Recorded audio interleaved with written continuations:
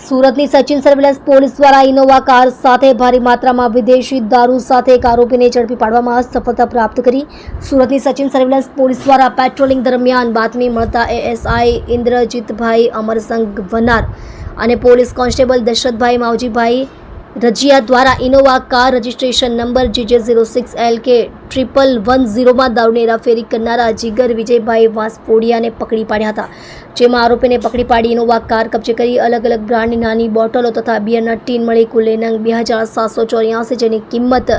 ₹9,65,232 તથા Innova 4વ્હીલર car કિંમત ₹15 લાખ તથા એક મોબાઈલ ફોનની કિંમત ₹5,000 મળી કુલ કિંમત ₹24,70,232ની મત્તાના મુદ્દામાલ સાથે પકડી પાડી ક્વોલિટી કેસ દાખલ કર્યો છે,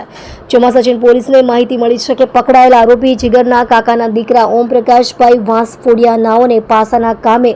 વડોદરામાં પોલીસ ચોકીમાં લઈ ગયેલ, ત્યારે મજકૂર આરોપી તથા અન્ય આરોપી મળીને તેને છોડાવવા સારું ગેરકાયદેસર મંડળી બનાવી ગુનાહિત કાવતરું રચી પોલીસની કાયદેસરની ફરજ દરમિયાન પોલીસ સાથે ચપાચપી કરી ચોકીમાં નુકસાન કરેલ, જે અંગે તારીખ 27/8/2025 વડોદરા પોલીસ સ્ટેશન એ પાર્ટ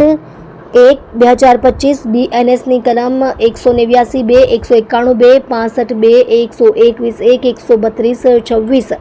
વગેરે મુજબનો ગુનો દાખલ થયેલ હોય સદર ગુનાના કામે વોન્ટેડ છે। આપ જોઈ રહ્યા છો ગુજરાતની સૌથી પહેલા ખબર આપતી Surat express news channel, director Rajesh મંગલેની સાથે।